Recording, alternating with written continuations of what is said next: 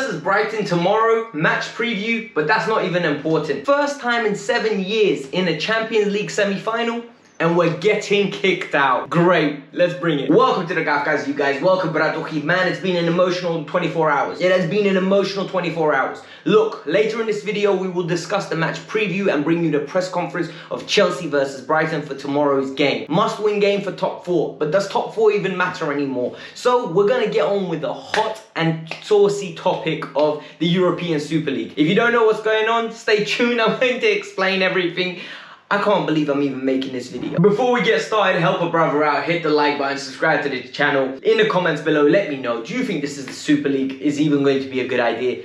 Personally, you'll find out my views later on in the video after I am impartial and explain the whole ongoings, and then I give you my views. I want to know yours right now. Like, literally, I've yet to meet a person online that's had objective views. Everyone's acting a little bit emotional, and I understand why. I don't hold it against you, but I want to know yours. Please be super interactive today. I want to read every opinion. I will be replying. All right, let's start this now. So basically, yesterday, Sunday, there was a new announcement that the European Super League will be happening.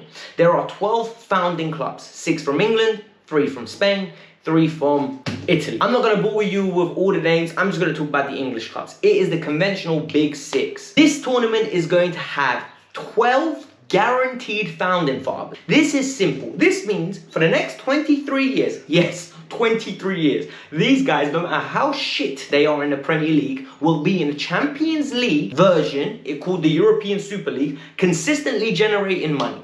They're going to be broken up into 2 groups of 10 playing against each other. The top 3 go through to the quarterfinals. 4 and 5 play in a playoff system to get into that spot. Understand the routine? That's exactly what's happening. You're asking, why is this happening? Basically, Florentino Perez, the Real Madrid owner, Aliola Raglieri, whatever his name is, the Juventus owner, and a Glazer, one of the Glazers, literally gathered together. Perez is the main guy. Real Madrid is getting paid the most money out of this. Ranieri or Allegri, whatever his name is, that guy, the Juventus one, I can't pronounce his surname. He really irritates me. I am very frustrated today about this. And the Manchester United Glazer guy, they're in charge. A lot of people are leaving the EFA, the European Football Association. Liverpool have left. Chelsea are about to leave. Manchester United have left. Juventus have left. Real Madrid and Barcelona have left. People are leaving these associations and they're causing a lot of problems. For who? For UEFA and FIFA. These teams get an instant buy-in clause. They get $425 million just for entering this tournament. You understand why this is happening? Money. Teams have actively come out and rejected this opportunity. Bayern Munich have rejected it. Dortmund, rejected. FC Leipzig, rejected. Porto, rejected. They do not want to be part of an institution that is purely elite. There is no pure intentions here. This is all financially driven. 100%, this is not me outlandish saying this is a financially driven invitation. There has been quotes coming out of Sky that one member of the Big 6, unnamed, brother, you better hope it remains unnamed, has said, we don't care about the fans. For us, the main goal right now is profit and revenue. I'm not surprised, but bro, you should not be saying. Earlier today, there were rumors that Jose Mourinho got the sack, and apparently he refused to take the boys out on training. Spurs have come out and denied that. They said that it's got nothing to do with this. He's sacked due to results. Apparently, he didn't take people to training. And for me, I'll be honest, this stinks. This absolutely stinks of him talking too much, them getting some money, and then deciding to sack him. Literally, there's no 2 ways about it. This is exactly what happened. There is way too much smoke to not have a fire. This happened. You guys are going to ask me, so hold on, why are Chelsea getting kicked out? Well, it's as simple as this. Look at it this way. They're going to have to play 18 games, guaranteed, right? By being in this European Super League. So, it means that they're going to happen on a midweek. What happens to the Champions League? Are they even going to prioritize it? Are they even going to be allowed to be in the Champions League? UEFA have threatened to kick them out. FIFA have come out and said the boys aren't allowed to play in World Cups, Euros. This will not be happening. The Premier League, La Liga, Serie A have joined forces with UEFA because they don't want this to happen. Guys, that £8 billion TV deal that they have will not be happening again. They know if they lose Manchester City, United, Liverpool, Chelsea, Arsenal and Spurs, that TV deal will never be reciprocated. A lot of our fans are gone. This is irritating. This is absolutely pathetic. This is a way for these owners to get richer. A lot of you people say, no, they're going to spend this on players. What? What are you talking about? Manchester United in a COVID year gave out dividends. They gave out dividends in a COVID year. Do you think they're not going to give dividends out even more in a year where they're generating $425 million? Let that sink in. Kroenke does not spend the club's money. Only puts it in his own pocket and spends it on the Denver Nuggets. You have the Liverpool owner. You buy with what you sell. What about this extra money getting generated? This is our money. We paid for this. We want it to be reinvested into our game, not to go into some billionaire's pocket. My opinion now, and this is my opinion, and I'm dead serious about this. I don't think this is a fully terrible idea. Do I think that this idea is based on greed, based on more money, based on more desire to be fully coming out on top? Yes, this is the rich abusing the poor. This is the rich saying, look, we can do whatever we want and we don't care. But don't expect me to feel sorry for Sky, for BT, for all these platforms that have been making me pay to watch the games.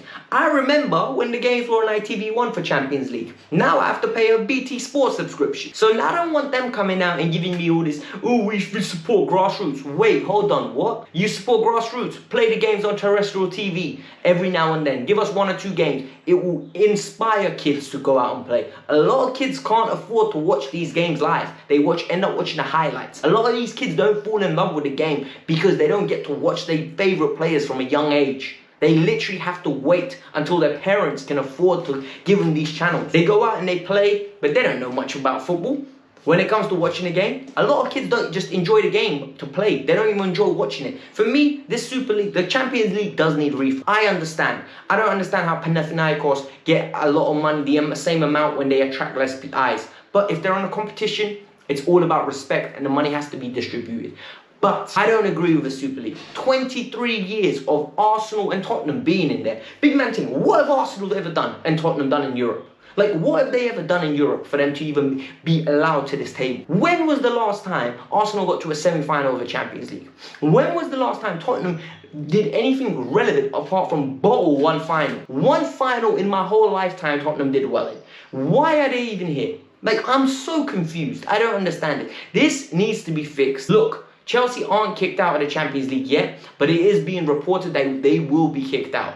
All the reputable journalists are saying this, and this is likely to happen. I'm not going to lie to you. If this happens, I will be fuming. I have been waiting for Real Madrid-Chelsea for years. And a lot of you are going to say, why don't we want to see it on a regular basis? Bro, why would I want to see it on a regular basis? It won't feel special. Imagine you had your favorite food every single week, twice a week. That's literally what it is. You're going to see it twice a season. But in this case, it's a week. Your favorite food you're going to have twice a week. You love lasagna. You're going to have lasagna twice a week. You'll get sick of it eventually. The novelty will run out. You won't be in love with it the way you are when you come home, you go, is that lasagna? And you're running in. Nah, bro, it's not the same. Tuchel did his press conference, and guess what Tuchel said? My man didn't know nothing about this, neither did the players. This was sprung up on them. They want to be open and transparent. They knew nothing about it. I think that's very funny. I think that's borderline a lie. There's no way they knew nothing about it. There must have been murmurs coming around. There is no way the owners would have sprung this upon them. Tuchel openly says as well that he doesn't want people to have early opinions about this because it's too soon to have a judgment. The players have contrasting opinions. Some players are for it, some players are against it. It doesn't matter. They will do whatever the club wants it. At the end of the day, it's a club's decision where they're going. Look, he's being the company man here. He is being the absolute company man. And I respect it because Thomas Tuchel, you don't want to lose your job. And at the end of the day, you don't want to end up like Jose Mourinho did. So for me, it's perfectly understandable. I respect you. I respect your decisions to remain silent and play the company man.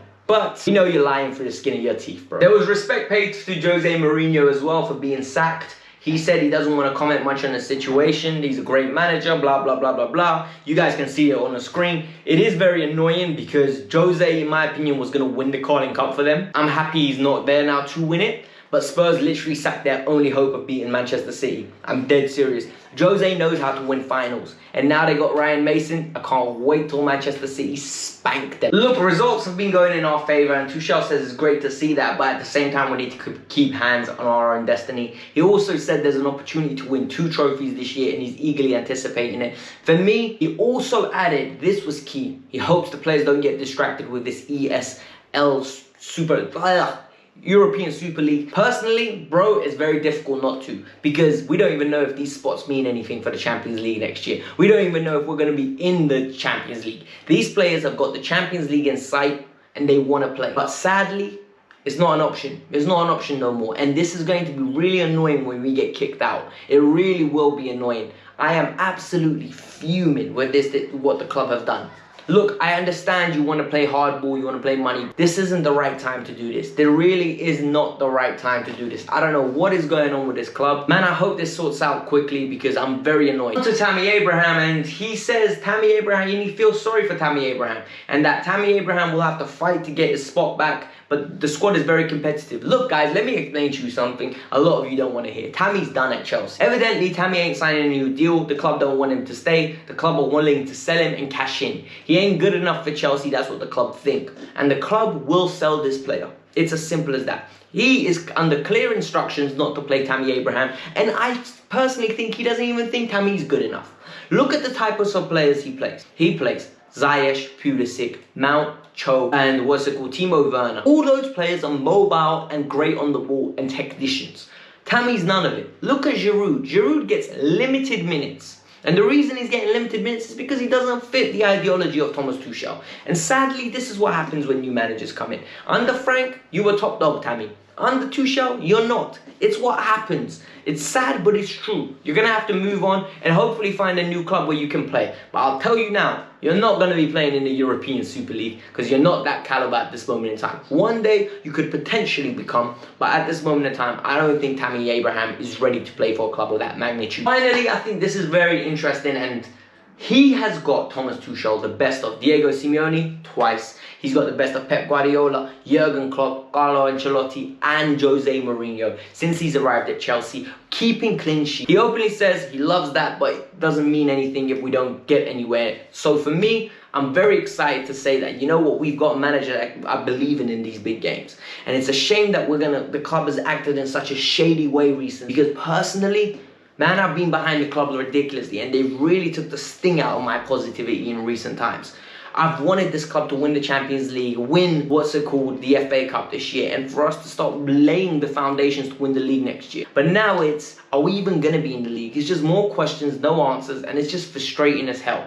I'm sorry if I'm coming across very negative, but it is what it is. It's the way the club has made me, man. It's frustrating as hell. I'm sorry to say that. In regards to the team, today we're going to cover the team real quick. It won't even be a deep analysis because this video has been going on for too long, and I can imagine what you guys think. I think Chelsea will beat Brighton, and I think they'll beat them comfortably. I think it'll be a 3-0 victory. I think there'll be goals coming. The team is confident. Brighton play open and expansive football, which will play into our hands. That high line will get exposed. In goal, we're going to go back to Edouard Mendy. Mendy's been keeping clean sheets. He's been fantastic. He will play. Back 3 will be Andreas Christensen, who is fit again. You're going to have Azpilicueta and Antonio Rudiger. In the midfield 4, we're going to go for Jorginho and Billy Gilmore. I genuinely think Billy's going to start this game. N'Golo will be rested. They cannot be risking him. Callum Hudson-Odoi will be at right wing back, as well as Marcos Alonso at left wing back. In the midfield 3, we're going to get a Hakim Ziyech run out. Mason Mount will get rested, so I think Timo Werner will start and Kai Havertz at the false 9 position. That's going to be the lineup. I think Christian Pulisic will get rested once again, but these are my opinions right now. If I feel like and sound like I'm a bit frustrated, it's because I am very frustrated with this season at this moment in time. This would have been such a hype preview for you guys right now, but the club have somehow managed to take a great season, scrunch it up and dash it in the bin.